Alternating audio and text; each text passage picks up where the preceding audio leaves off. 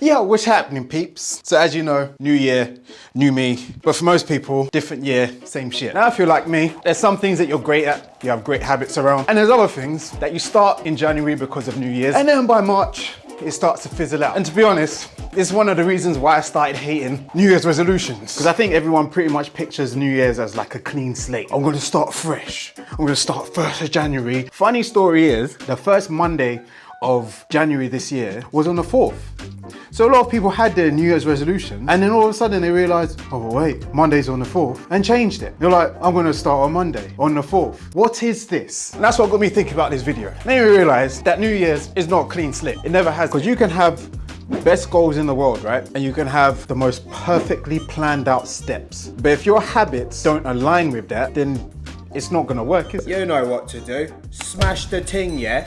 When a lot of us look at New Year's resolutions, we're normally trying to aim for the perfect version of ourselves. But most of the time, the perfect version is so far from what we are now that having a split personality would probably be a more achievable task. But Gabe, how do we do that? Oh, my beer.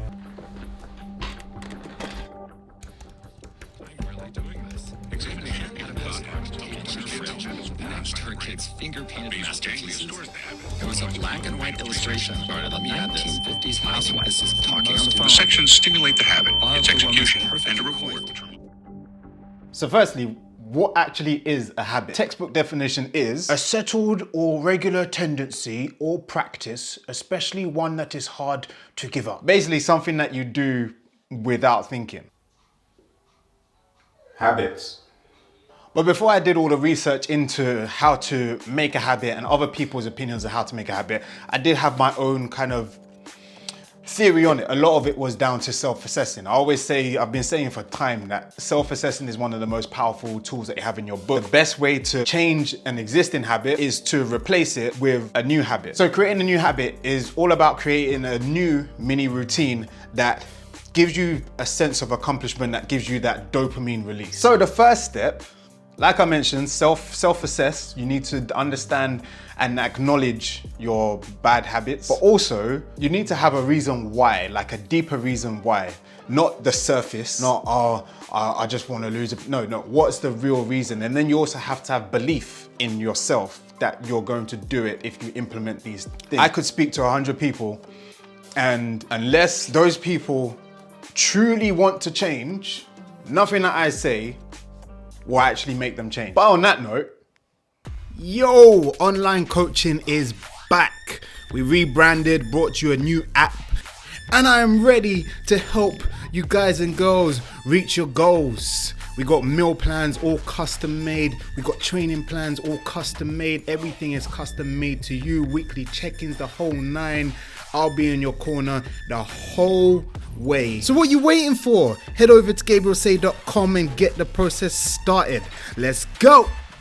The next thing is you need a stimulus. You need something that reminds you that you have to do it. So for example, if I want to go for a run in the morning or bike ride, I don't like running, I might put my trainers that I'll wear along with my cycling kit and my helmet right by the door. So the first thing that I do when I wake up is, that stimulated my brain to think, you're going cycling now. Then we move on to the next thing, which is you need a routine action. You need something that comes after that. If I just look in, I'm like, boy, it's kind of cold outside, you know. There's no point.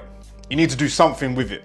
So pick it up, put it on, get on your freaking bike. And then every study that I've looked at and looking at psychology studies, this is the biggest thing. The celebration afterwards. Rewarding yourself and celebrating. People might think, oh man, that was a sick bike ride. I'm gonna reward myself by treat the family to dinner on the weekend or something like that. No, that's an incentive. You're deeping it. A reward, and this type of reward for this to release that dopamine has to be straight after.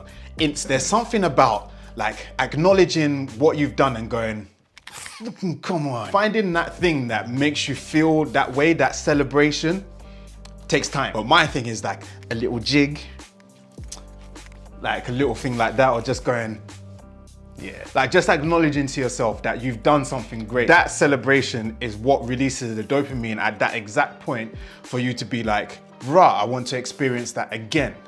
And that is the main thing that gets that habit to stick. And that's one of the reasons why CrossFit does so well. Like, as much as people want to like to gun CrossFit, and I have my views on it, you'll finish the workout. Like, all of you go through this grueling process to finish the workout. Straight after the workout, you're like, yes, come on, fist bump, yes, dopamine release, whoosh. Oh my God. And that, on a repeat basis, it will make the habit stick. But doing I heard that, you nasty. But doing this has made me realize how amazing the human body actually is in its complexity. We underestimate it sometimes. A lot of the stuff that we look for outside sources, our body can actually create what we need. So no, it's not that video that gets you pumped. It's not starting the new year. It's about dopamine release. I'm Bruce Nolan for Eyewitness News. Back to you. Everyone goes into these deep, profound thoughts like, because if I reach my goal, then maybe if the sun stops moving and it's on the trajectory of 25, then the sunbeam might light the fire in my heart. Bruv, stop.